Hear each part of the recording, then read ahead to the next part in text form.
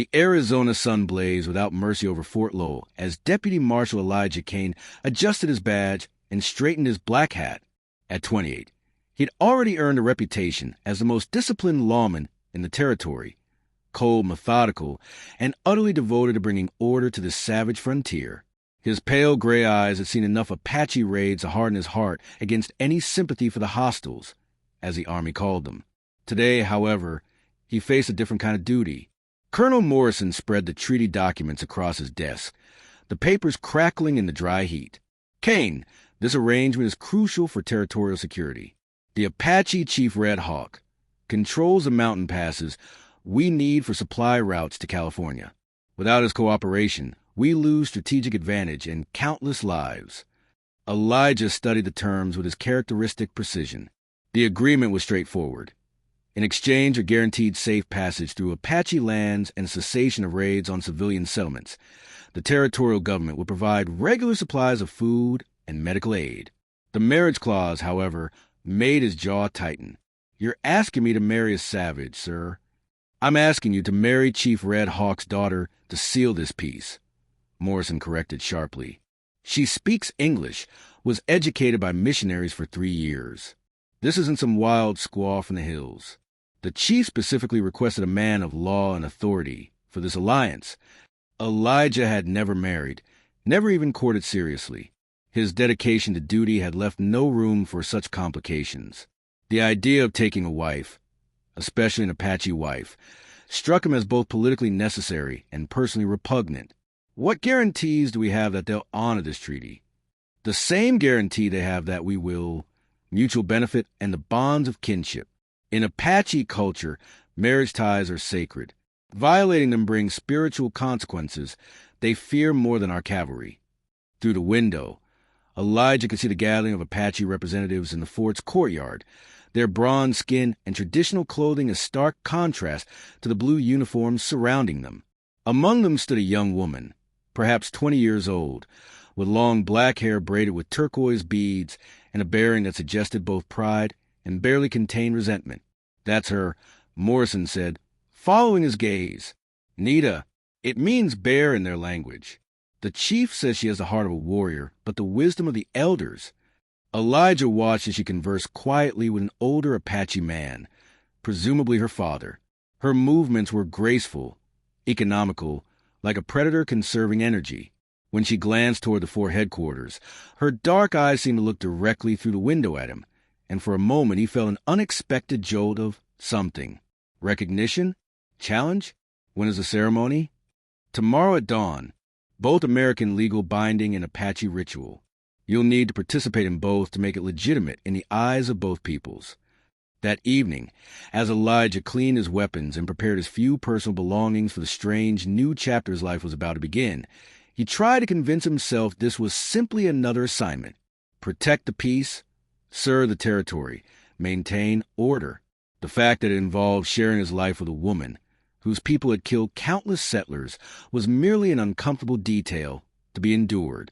He had no idea that by tomorrow night, everything he thought he knew about civilization, savagery, and the nature of the human soul would begin to crumble like desert sand in the wind. Dawn broke over the Catalina Mountains with the promise of another scorching day as two very different ceremonies prepare to unite two very different worlds. Elijah stood in his best black suit beside Reverend Thomas, a traveling preacher who'd agreed to perform the Christian portion of the marriage. The Apache delegation had arrived before sunrise, bringing with them sacred elements for their own ritual. Nita appeared in traditional Apache wedding dress, white doeskin decorated with intricate beadwork, silver ornaments that caught the early light, and eagle feathers that spoke of her family's honor. She moved with the same controlled grace Elijah had noticed the day before, but up close, he could see the tension in her shoulders, the way her jaw was set against some inner struggle. "Do you take this woman to be your lawfully wedded wife?" Reverend Thomas intoned in a voice that seemed to echo strangely in the vast desert silence. "I do," Elijah replied, his voice steady and emotionless as if he were reciting regulations. When it came time for Nita's response, she met his eyes directly and spoke in clear, precise English. "I do." But there was something in her gaze that suggested she was making a different vow entirely, one that had nothing to do with the white man ceremony. The Apache ritual that followed was unlike anything Elijah had ever witnessed. Chief Red Hawk spoke in his native tongue, while sprinkling corn pollen to the four directions, calling upon spirits of wind, earth, fire, and water to bless the union. Nita and Elijah were asked to drink from the same gourd filled with sacred water, symbolizing their shared journey ahead. As the bitter, herb-flavored water touched his lips, Elijah felt an inexplicable sensation, as if the desert itself was somehow acknowledging his presence in a way it never had before. The sensation was so unexpected that he nearly dropped the gourd, earning a sharp look from his new wife. "The spirits are watching," Nita murmured, so quietly that only he could hear. "They will know if this marriage is real or merely politics." "It's politics," Elijah replied with brutal honesty. "Nothing more." Something flickered in her dark eyes. Disappointment? Relief? "Then we understand each other, lawmen, but the spirits may have other plans." After the ceremonies concluded and the Apache delegation departed, Elijah found himself alone with his wife in the small cabin that had been prepared for them near the fort. The awkwardness was immediate and profound. They stood on opposite sides of the single room, studying each other like opponents trying to gauge strengths and weaknesses.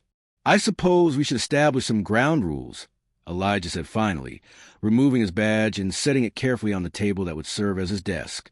"I have duties that require—" "I know what you think of my people," Nita interrupted, her English carrying only the slightest accent.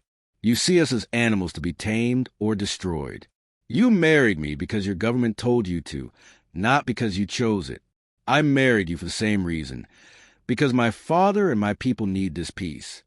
Elijah was surprised by her directness. "Then we're in agreement.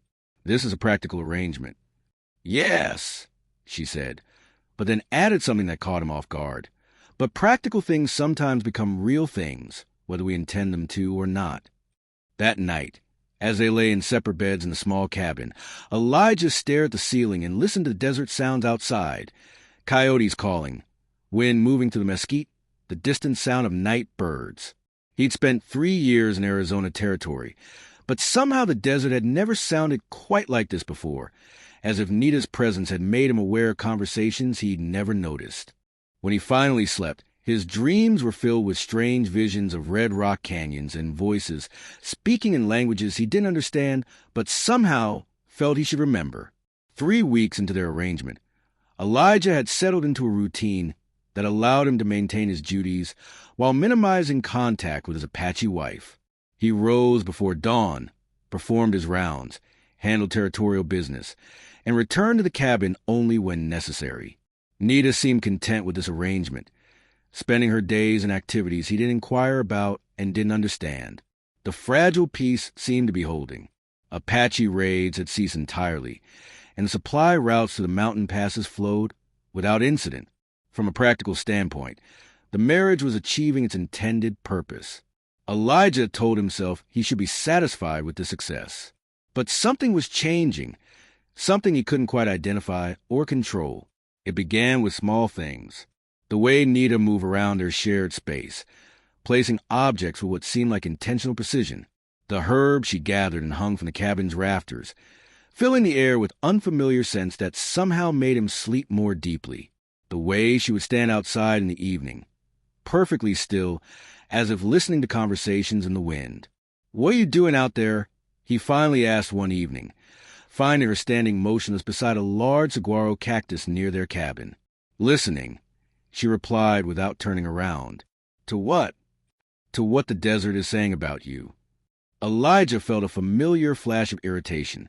The desert doesn't talk. It's rock and sand and plants. Nita turned to face him then, and in the fading light, her expression was patient rather than defensive. "Your people think the land is dead, something to be conquered and used.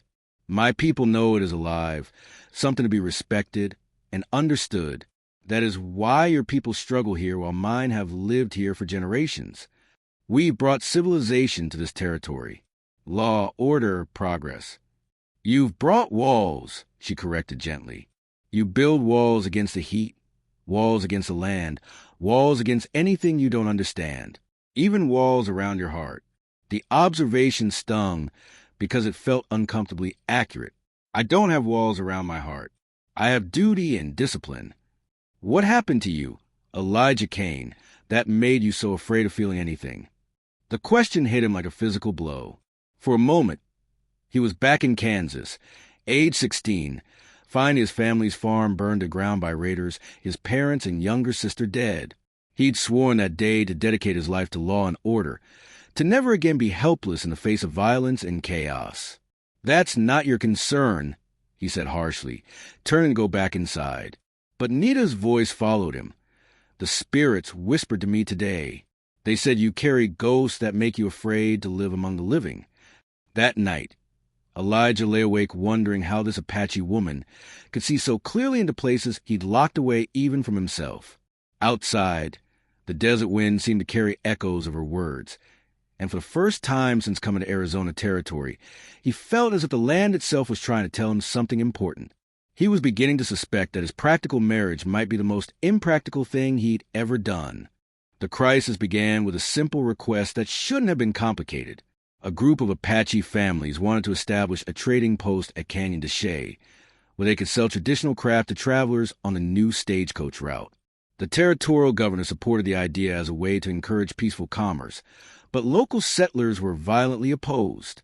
Elijah found himself caught in the middle, tasked with mediating between parties who viewed each other as natural enemies. What should have been a straightforward legal matter became a test of the very peace treaty his marriage was meant to preserve. "You can't seriously be considering this," said James Morton, spokesman for the Tucson Settlers Association, as he paced angrily around Elijah's office. "Give the Apache a foothold in commerce, and next they'll want representation in territorial government. This is a slippery slope to disaster." "The treaty guarantees them the right to peaceful economic activity," Elijah replied, consulting the legal documents. "If they're selling craft to willing buyers, there's no law against it. There's natural law against it. This territory belongs to civilized people now, not savages." Before Elijah could respond, the office door opened and Nita entered, carrying a leather satchel. The temperature in the room seemed to drop several degrees as Morton's face flushed with outrage. "Marshal Kane, surely you're not allowing this woman to participate in official business?" "This woman," Nita said calmly, setting her satchel on Elijah's desk, "is a legal spouse of a territorial officer and has every right to be here." She removed several beautifully crafted items from the satchel: silver jewelry, woven baskets, pottery with intricate designs. "These are examples of what my people wish to sell. Perhaps Mr. Morton would like to examine the quality of our savage craftsmanship." Morton's face grew redder. "I don't care if you can weave baskets or pound silver. You're still a heathen squaw who doesn't belong in civilized society." The insult hung in the air like smoke from a gunshot. Elijah felt something hot and dangerous rise in his chest, a protective anger that surprised him with its intensity. He stood slowly, his hand moving instinctively toward his weapon. "Mr. Morton," he said in a voice like winter wind, "you will apologize to my wife immediately, or you will leave this office." "Your wife?" Morton laughed harshly. "That's a legal fiction, Kane, and everyone knows it. You married that savage for politics, not love. The reason for my marriage is not your concern. The fact of my marriage is legal reality. Mrs. Kane deserves the same respect you would show any officer's wife." The use of her married name seemed to surprise Nita as much as Morton.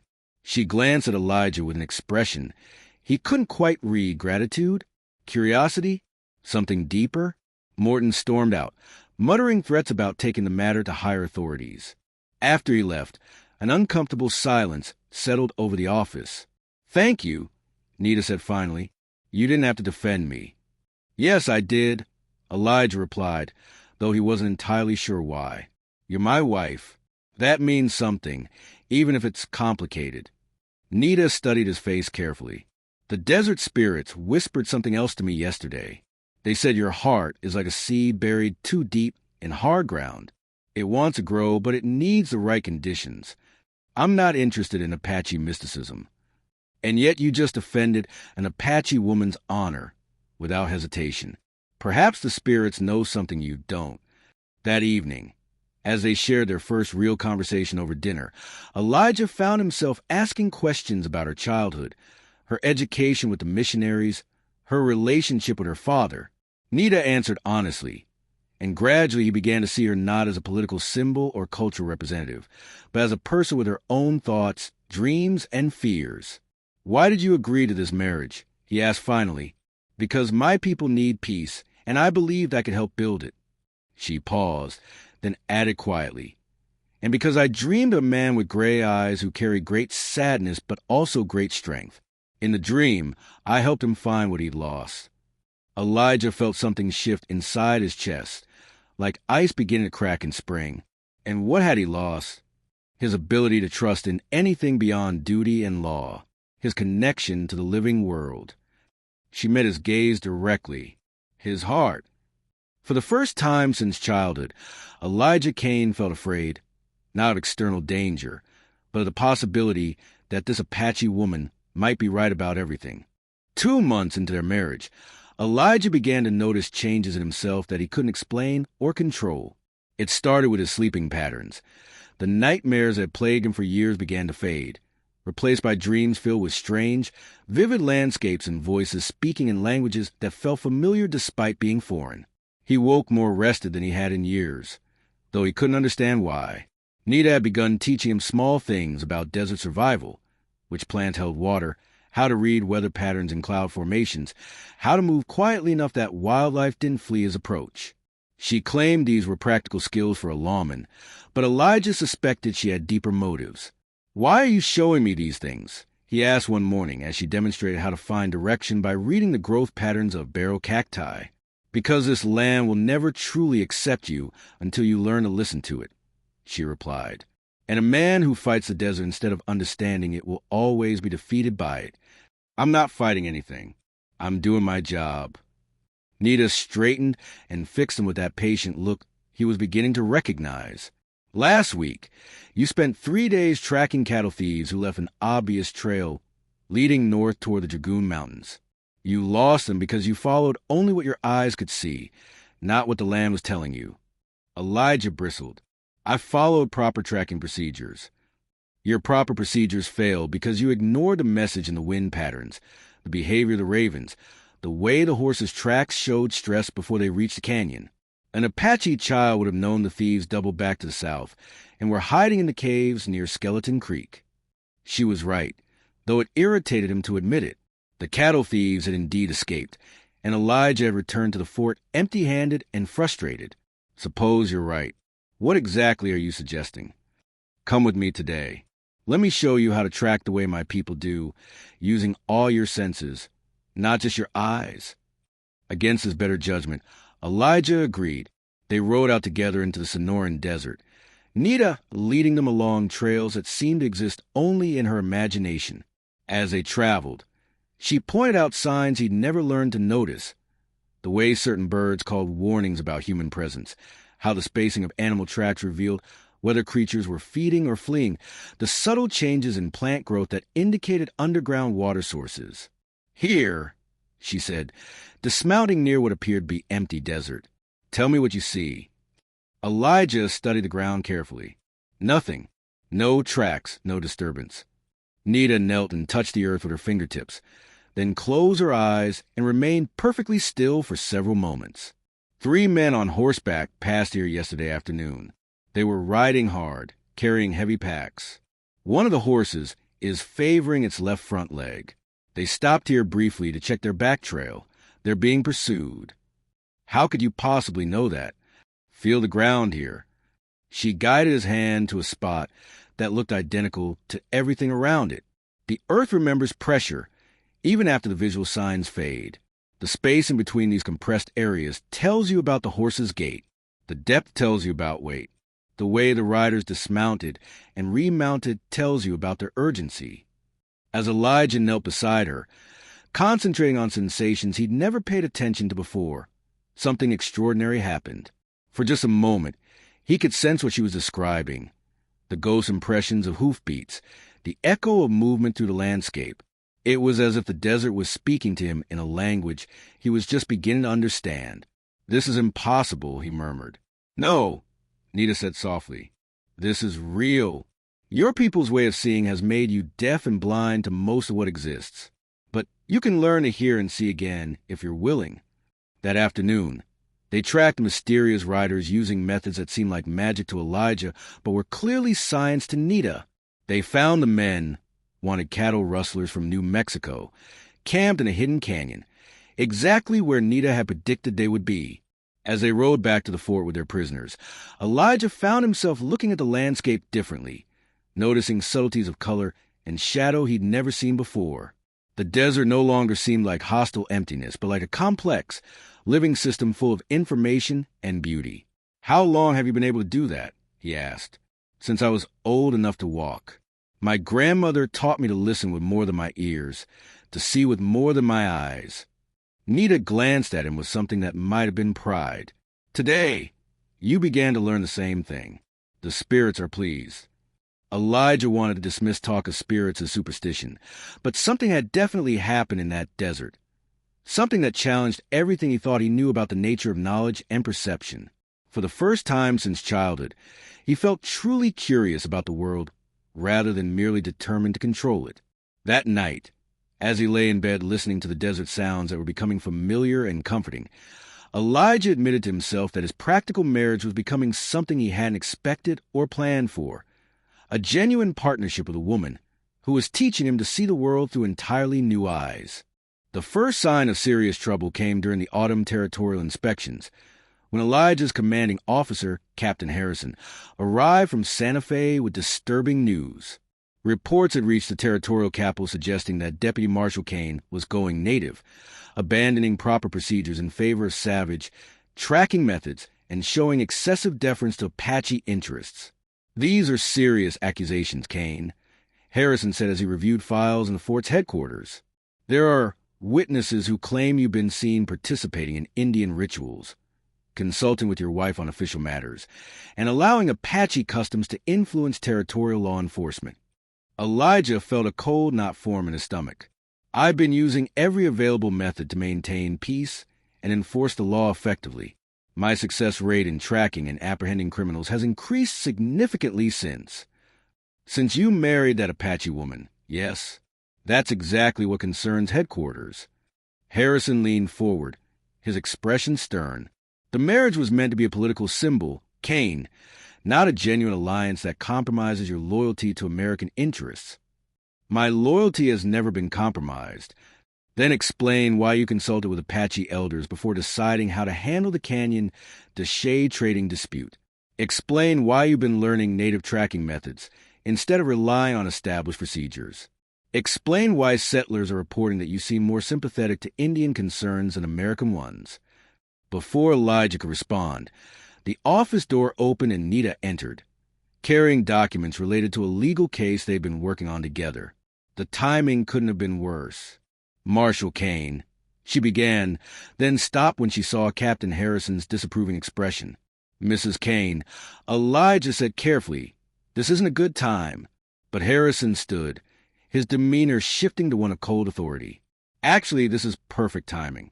Mrs. Kane, I need you to understand something clearly.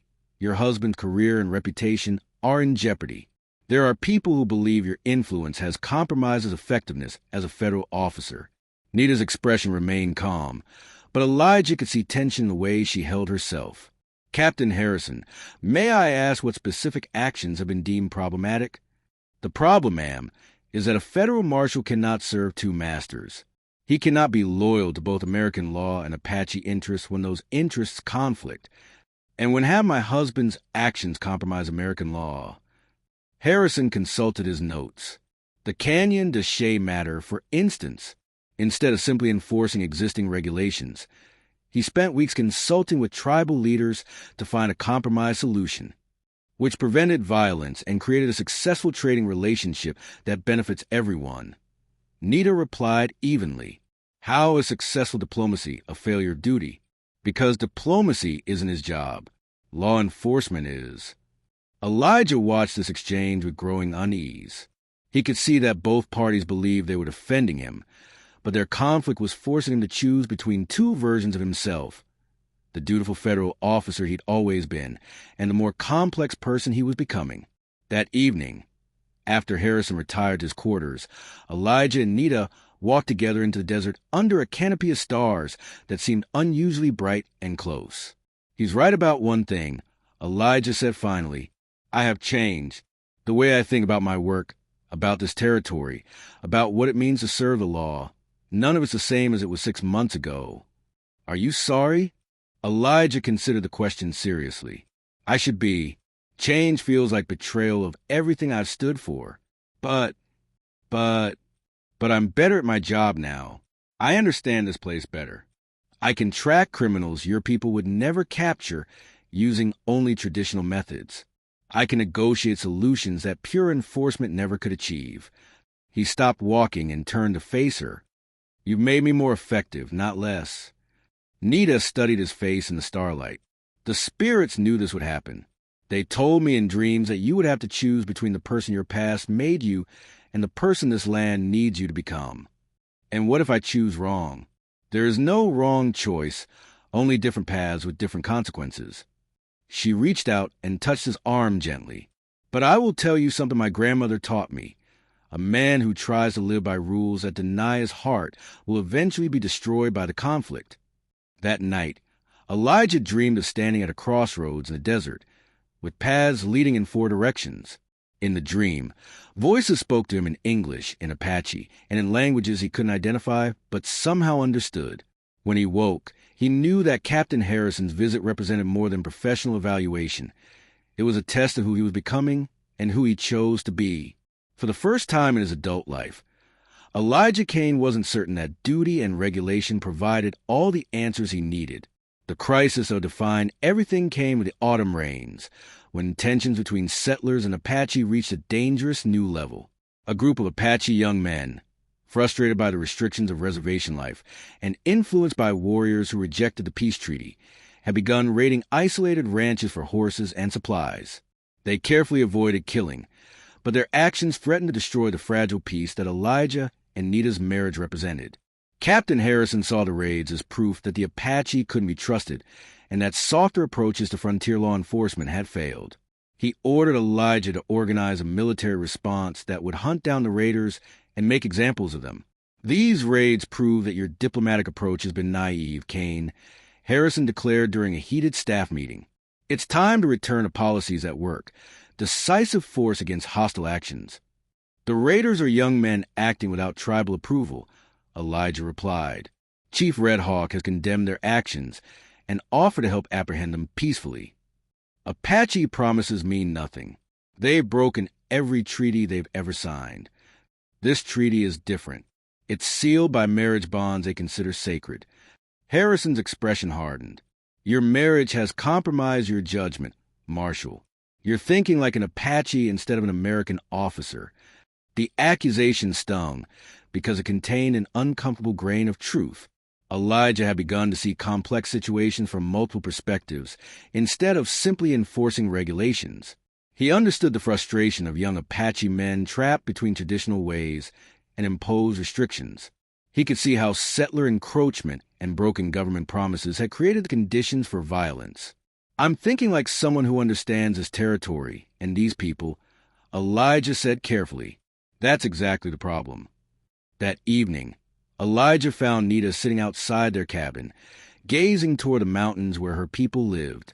She'd been quieter than usual lately, and he sensed she was struggling with conflicts of her own. "My father sent word today," she said without looking at him. "The young men who are raiding, one of them is my cousin, Shadow Wolf. He was always angry about the treaty, always believed that peace with whites was impossible. What does your father want? He wants me to convince you to handle this quietly within the tribe. Let Apache justice deal with Apache crimes." "And what do you want?" Nita was quiet for a long moment. "I want what I've always wanted, peace between our peoples. But I'm beginning to wonder if that's possible when there are people on both sides who profit from conflict." "What do you mean?" "Some of the settlers want the raids to continue because it gives them excuse to demand military action against all Apache. Some of the young warriors want confrontation because they believe it will unite the tribes against white encroachment. She finally turned to look at him. "You and I are caught in the middle, trying to build something that many people don't want to exist." The next morning brought devastating news. Shadow Wolf's raiding party had been tracked to a remote canyon by a civilian posse led by James Morton, the same settler who had insulted Nita months earlier. Instead of alerting military authorities, the posse had taken justice into their own hands. 3 young Apache men were dead, including Shadow Wolf. The survivors had fled deeper into Apache territory, carrying news of the killings. Chief Red Hawk's response was swift and ominous. He sent word that the civilian killings violated the treaty's provisions for handling Apache lawbreakers. Unless the killers were brought to territorial justice within 1 week, he would consider the peace agreement void. "This is impossible," Harrison raged when he received the ultimatum. "We can't prosecute white civilians for defending themselves against Apache raiders." "They weren't defending themselves," Elijah pointed out. "They organized a hunting party and executed prisoners. That's murder under territorial law. It's frontier justice, and you know it. No jury in Arizona territory will convict white men for killing Apache raiders." Elijah looked at the report spread across his desk. Witness statements, evidence from the scene, legal precedents. By any objective standard, Morton's posse had committed murder. But Harrison was probably right about the impossibility of conviction. "What are you recommending, Captain?" "I'm recommending that you remember which side you're on, Marshal. Prepare for military action against Chief Red Hawk's band. The experiment in diplomatic peace has failed." That night, as Elijah sat alone in his office reviewing legal documents by lamplight, Nita appeared in the doorway. She moved silently across the room and placed a hand on his shoulder. "You're trying to find a legal solution that serves justice," she said softly. "I'm trying to find any solution that prevents a war. And if you can't..." Elijah leaned back in his chair, feeling the weight of impossible choices. "Then I have to decide whether I'm a federal marshal who happens to be married to an Apache woman, or a man trying to build peace who happens to wear a badge." "The spirits whispered to me again tonight," Nita said. "They said the time for choosing has come, and that whatever you decide will change not just your life, but the future of this entire territory." As she spoke, Elijah realized that his practical marriage had become the most impractical situation imaginable, a test of everything he believed about law, justice, loyalty, and love.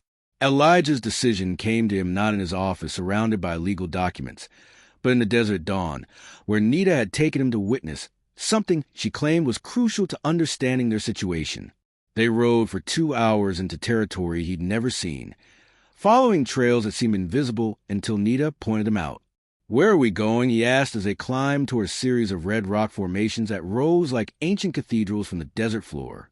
"To a place where my people have sought wisdom for generations," she replied. "A place where the spirits speak most clearly to those who need guidance." They stopped at the base of the towering rock spire marked with petroglyphs, images of animals, human figures, and symbols that seemed to pulse with meaning in the morning light. Nita dismounted and approached the rock wall with obvious reverence. "This is sacred ground," she said quietly. "My grandmother brought me here when I was 12 years old and needed to understand my purpose. The spirits told her that someday I would bring a man here who was lost between 2 worlds." Elijah felt a familiar resistance to talk of spirits and mysticism, but something about this place seemed to demand respect. The silence was profound but not empty.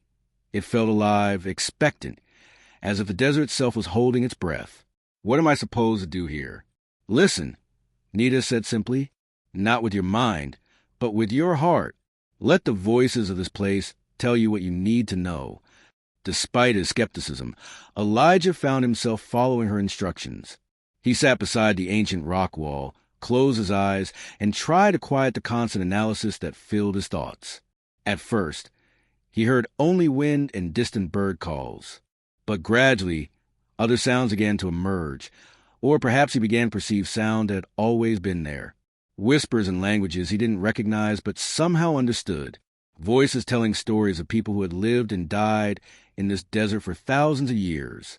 Images forming in his mind of Apache families struggling to maintain their traditions under pressure from an alien culture. Settlers fleeing violence and poverty in distant places, seeking new lives in unforgiving territory. Soldiers far from home, trying to impose order on chaos they didn't understand. And somehow, in the midst of these visions, he saw himself, not as he'd always imagined himself, but as the spirits apparently saw him. A man carrying deep wounds from childhood trauma, using duty and law as shield against vulnerability. A person capable of great compassion, who had learned to armor his heart against feeling too much. Someone who had the potential to bridge different worlds, but was afraid of the cost of doing so. When he opened his eyes, Nita was watching him with an expression of patient expectation. "What did you hear?" she asked. "I heard." He struggled to find words for experiences that seemed beyond language. "I heard that everyone in this territory is afraid. Settlers are afraid of losing their families like I lost mine. Apache are afraid of losing their way of life. Soldiers are afraid of failing in their duty. Everyone's acting from fear instead of wisdom. And what did the spirits tell you about your choice?" Elijah was quiet for several minutes, processing insights that challenged everything he believed about himself and his role in the world. "They told me that law without compassion becomes tyranny, but compassion without strength becomes chaos. They told me that real peace requires someone willing to stand between enemies and absorb the hatred from both sides until it transforms into something else. And are you willing to be that person?" For the first time since childhood, Elijah Kane felt absolutely certain about something that couldn't be proven or regulated or enforced through traditional authority. "Yes," he said quietly, "I am." They rode back to the fort in contemplative silence, but Elijah's mind was working furiously on a plan that would require him to risk everything he'd built in his career. When they arrived, he found Captain Harrison waiting with orders that confirmed his worst fears. "The territorial governor has authorized military action," Harrison announced. "We move against Chief Red Hawk's band tomorrow morning. You'll lead the advance party." "Captain, I request permission to try one more diplomatic solution." "Request denied. The time for talk has passed, Marshal. We have our orders." That evening, as soldiers prepared for what could become a massacre, Elijah made the most difficult decision of his life. He met secretly with Nita in their cabin, speaking in whispers that wouldn't carry to the guards Harrison had posted. "I'm going to resign my commission," he told her, "tonight, before the attack begins." Nita's eyes widened. "Elijah, that would be the end of everything you've worked for." "No," he said firmly. "It would be the beginning of everything I should have been working for." He took her hands in his, noting how natural the gesture had become. "I've spent my whole adult life trying to serve something I thought was larger than myself: law, order, civilization. But what I learned today is that those things are only meaningful if they serve life and love and the connections between people. The spirits showed you this. The spirits showed me who I really am underneath all the armor I built, and who I am as a man who loves his Apache wife more than his badge, who believes in peace more than procedure, and who's willing to sacrifice his career to prevent a war." Tears formed in Nita's dark eyes. "You're willing to do this for my people?" "I'm willing to do this for our people," Elijah corrected, "because that's what we become, a bridge between worlds that desperately need to understand each other." He spent the remainder of the night writing 2 letters. The first was his resignation from territorial service, explaining that he could not participate in military action that would violate both the spirit and letter of the peace treaty his marriage had helped create. The second was a detailed proposal for alternative justice, a plan for handling the Morton situation that honored both Apache and American legal traditions. At dawn, as soldiers prepared to ride out for what Harrison expected to be a decisive confrontation, Elijah Kane walked into the captain's office and placed both letters on his desk. "You're making the biggest mistake of your life, Kane," Harrison said after reading the resignation. "You're throwing away a distinguished career for a savage woman and a doomed cause. I'm choosing love over fear, Captain. And I'm choosing to trust that the spirits my wife talks about might actually know something that military manuals don't." Harrison's face flushed with anger. "You're choosing treason." "I'm choosing to honor the oath I took when I married Nita, to build peace instead of destroying it." Within an hour, word of Elijah's resignation had spread throughout the fort and beyond.